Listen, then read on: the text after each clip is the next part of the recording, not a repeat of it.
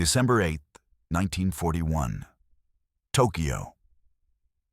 Cold air seeped through the wooden frames of the cabinet room as a thin layer of cigarette smoke drifted above the long table. A radio operator hurried in, breath sharp, hands trembling from the chill of the corridor. He carried a single sheet of freshly translated text. Roosevelt's address to Congress. Hideki Tojo looked up. His glasses caught the weak light of a lone ceiling lamp. The room was silent, except for the muffled rumble of distant sirens and the faint hum of telephones ringing somewhere beyond the sliding doors. Ministers shifted in their seats. Some avoided eye contact. Others clenched their coats tighter against the cold. No one spoke. The operator placed the paper before Tojo. The Prime Minister read slowly, line by line, the words striking harder than the winter air. The United States had moved with stunning speed. Congress was already united. War was declared. Tojo exhaled once, barely audible. A rare hesitation softened his posture. A moment of human weight pressing through the uniform.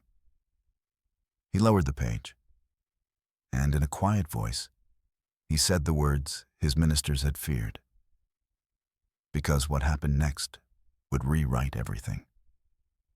The cabinet room had fallen still, but the world behind that silence had been tightening for years. Japan entered 1941, cornered by mathematics it could not escape. Oil reserves were shrinking towards zero. Industrial output depended on resources the empire did not possess. And every month the embargo tightened, squeezing the nation with the slow precision of a vice. Inside Tokyo's political core, fear and ambition collided. The Army General Staff pressed for expansion, insisting that without Southeast Asia's oil fields, the empire would suffocate. Diplomats warned that war with the United States would ignite forces Japan could not match. Their cables to Washington grew more anxious as negotiations faltered. Schedules, deadlines, coded messages. Each carried the weight of a clock running out. By autumn, the debates sharpened into a narrow corridor of choices. Concession meant retreat. Retreat meant collapse. Military leaders argued that Japan's only chance was to strike before American industry fully awakened. Admirals presented estimates, tonnage calculations, shipbuilding timelines. Every chart said the same thing. Time favored the United States. The cabinet wrestled with this reality behind closed doors. Some whispered doubts, others pushed harder. Meetings stretched late into the night, rooms heavy with tobacco and exhaustion. Diplomacy continued on paper, but confidence in it had thinned. The country moved step by step toward the point where hesitation no longer seemed possible. By early December, the final decision had been sealed. And when the attack on Pearl Harbor began, many in Tokyo believed they had bought themselves months, perhaps even years, before America could respond. They were wrong. Across the Pacific, the shock of the attack struck Washington with a force Japan had not fully anticipated. The smoke was still rising over Pearl Harbor when Roosevelt stepped into action. His advisors brought him fragmented reports, burning ships, casualties mounting, communication lines scrambled. But the pattern was unmistakable. The nation had been struck without warning. And the political hesitation that Japan had counted on evaporated within hours. For months, American intelligence had tracked Japanese diplomatic codes, oil negotiations, and fleet movements. But the exact point of impact remained obscured. Now the uncertainty was gone. Roosevelt understood that clarity itself was a weapon. He dictated the first lines of his address with a level, controlled voice, framing the attack as a turning point in history. The phrase he chose, a date which will live in infamy.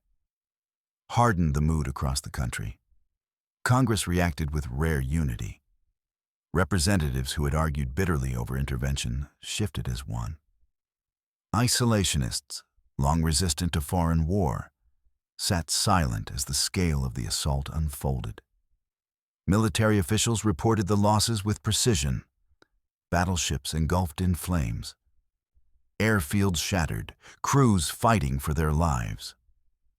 The urgency crystallized into an unmistakable message. The United States would not wait. It would move immediately. Roosevelt's request for a declaration of war reached Congress before many in Tokyo believed the president could even address the public. The vote was nearly unanimous. American mobilization began within minutes. Factories received instructions to accelerate production. Navy yards extended their shifts. Recruitment centers opened to crowds that formed before dawn. From Tokyo, this speed seemed impossible. Japanese planners had assumed American bureaucracy would delay any unified response. They expected negotiations, debates, procedural steps, a slow, uncertain path to war. Instead, by the time Tojo received the translation of Roosevelt's words, America was already in motion. Inside the Japanese cabinet, the emotional landscape was sharper than the official records reveal. Ministers carried the weight of a nation that had been living under rationed light, dwindling fuel, and a tightening sense of inevitability. Many had families with sons already serving in China or stationed across the Pacific Islands. The decision for war was not an abstract calculation to them. It was a step into a darkness they hoped would be brief, controlled and victorious before Japan's reserves ran dry. The Imperial Navy had warned repeatedly that it could win for 6 months, perhaps a little longer. But beyond that, the industrial scale of the United States would become overwhelming. Shipyards were already stretched. Aviation fuel was rationed. Engineers were modifying older vessels simply to keep them operational. Each plan relied on timing, precision, and the hope that the first strike would cripple the American fleet long enough to force negotiations. In the Army General Staff, the mood differed. Officers believed the empire's destiny required expansion, arguing that hesitation would lead to collapse. Maps covered entire walls. Southeast Asia's oil fields, shipping routes, choke points, distances measured in days of fuel. Logistics ruled every conversation. Without new resources, the war in China would grind to a halt. Industries would fail. Tanks and aircraft would stand still. Many officers viewed conflict with the United States not as a choice, but as the final card Japan had left to play. At the operational level, commanders studied their constraints with sober clarity.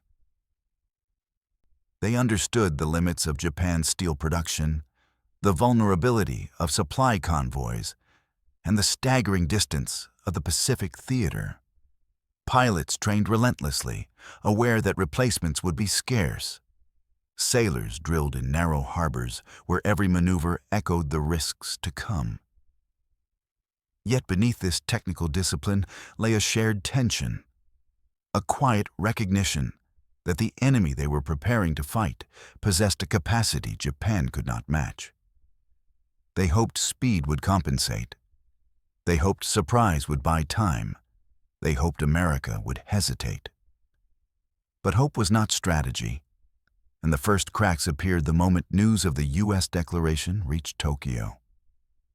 In Washington, the shock carried its own weight, but it did not paralyze. Inside the White House, Roosevelt's advisors moved through corridors crowded with officers, analysts, and messengers carrying updates from Hawaii. The initial confusion hardened quickly into structure. Intelligence teams sifted through intercepted cables. Naval planners calculated which ships could still sail. The Army assessed mobilization timelines measured not in months, but days. Roosevelt's leadership set the tone. He framed the attack not simply as an act of war, but as a unifying event, something that erased political fractures that had defined American debate for years. Cabinet members watched as public opinion shifted almost instantly. Newspapers printed extra editions. Lines formed outside enlistment offices. The country, which had resisted foreign conflict through years of argument, now presented a rare front of unanimity.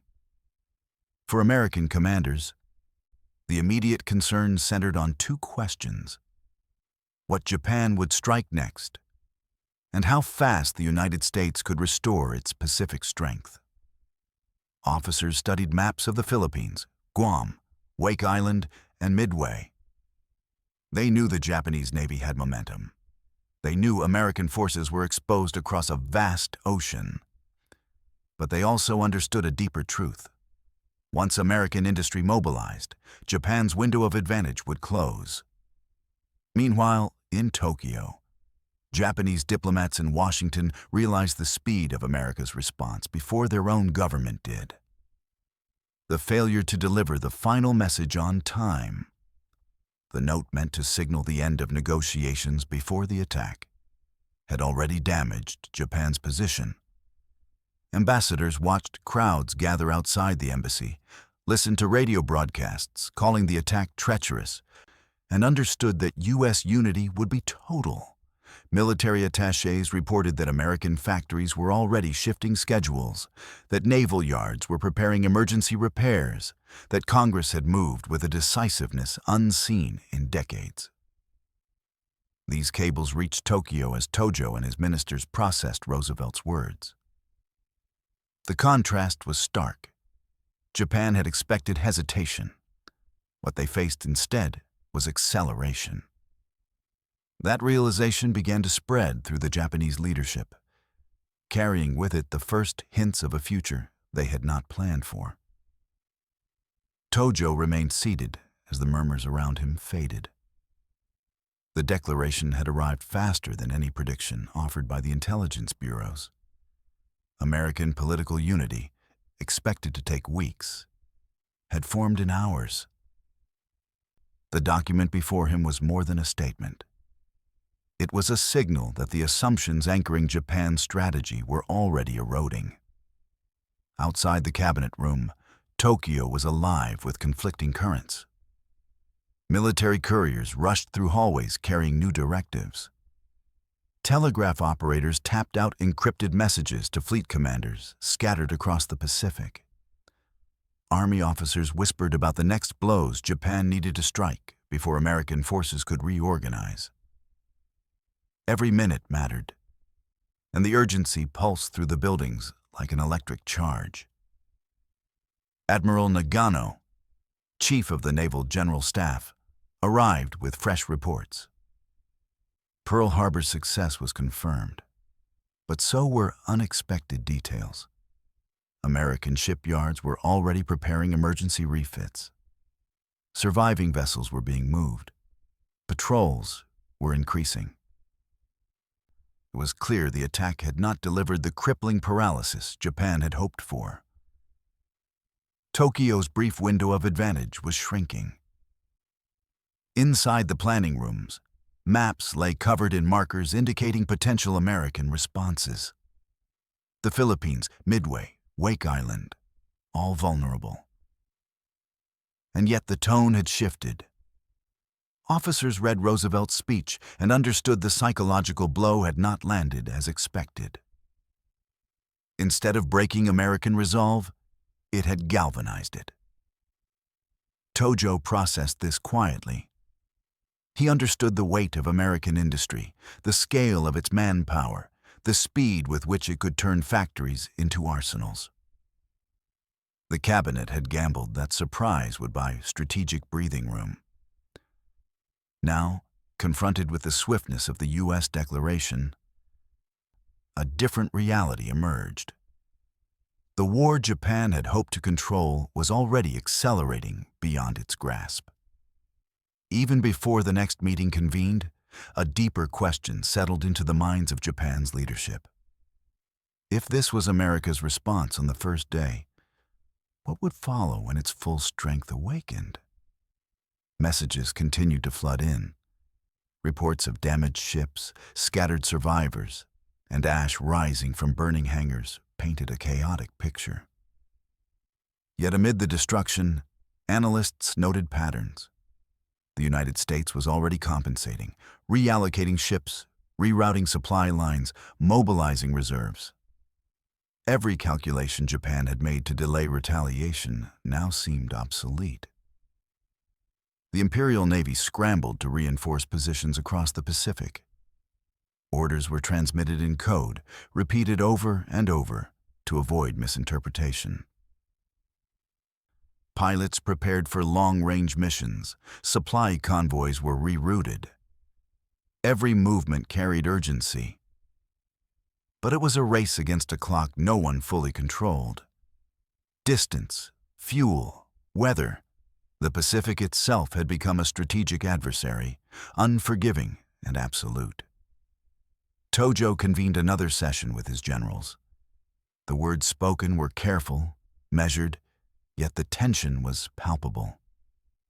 The Prime Minister's earlier pause, now remembered by every minister in the room, was no longer just hesitation. It was recognition. Recognition that Japan's initial strike had triggered forces beyond prediction. That the empire had entered a contest defined not only by courage and skill, but by industrial might, resilience, and time. And that America had already seized both advantage and momentum. Even as strategies were revised, there was a shared awareness. The war they imagined as short and decisive might already be slipping from their control. The first day of response had revealed the contours of an enemy ready to endure, to rebuild, and to strike back faster than Tokyo could anticipate. The room emptied quietly. Officers returned to their posts. Messages continued to flow. And in the silence that followed, Tojo's reflection lingered, unspoken. Japan had ignited a war whose end was not theirs to command. The first days after the declaration were a blur of movement and calculation. Japanese officers tracked every radio signal, every movement of American carriers, every report from the Philippines and the Aleutians. Smoke from Pearl Harbor still rose, but already the United States had begun rebuilding, dispatching ships from the West Coast, redirecting aircraft, and mobilizing industrial reserves that Japan had underestimated. Tokyo streets carried a quieter tension. Civilians went about daily routines, unaware of the full scale of the unfolding crisis. Yet ministers and generals moved like shadows, revising plans, issuing orders, and calculating losses. Each report from the front lines added weight to an already tense atmosphere. Sailors and soldiers, exhausted and uncertain, felt the early burden of a conflict stretching farther and faster than any map had suggested. The psychological strain on leadership was acute. The speed of America's response created a cognitive dissonance.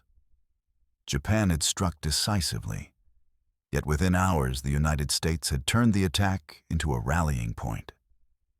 Confidence wavered among those who had argued for bold aggression. Doubts that had been whispered behind closed doors now had evidence to support them. The war would not be short, the enemy not paralyzed. Strategically, Japan gained temporary advantage from surprise. Battleships damaged at Pearl Harbor could not counter immediately. American aircraft were scattered. But logistics, fuel, and repair crews were already mobilizing. Japan's early victories, though dramatic, had triggered a chain reaction that ensured the United States would respond with unprecedented speed and scale. The cost of that miscalculation would ripple through every theater of war to come. Weeks passed. and the initial shock of the attack began to crystallize into consequences that would define the war. American shipyards churned, workers running double shifts to replace and augment losses.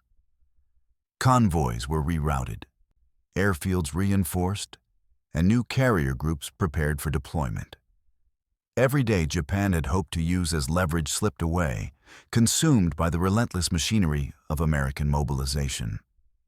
Inside Tokyo, the human cost became tangible. Families of officers and sailors monitored casualty lists, each name a reminder that the empire had gambled more than strategy.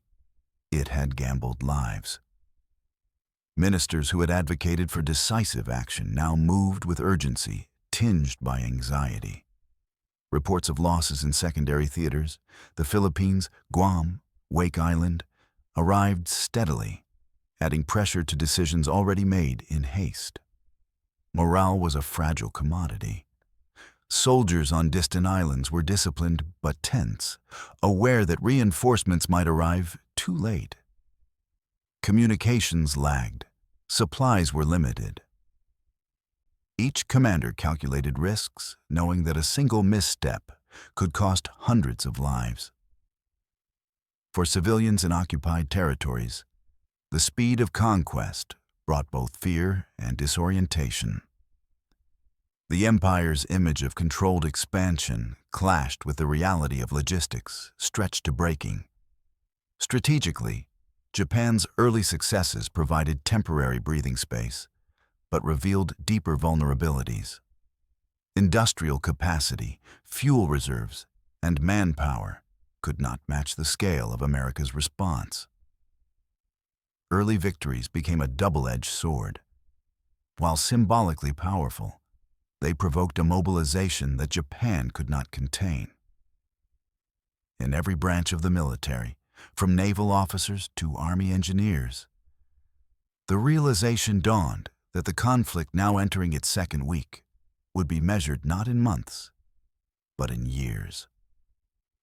The empire had struck first, but by the end of the first month, the response was already shaping a war beyond what Tokyo had planned.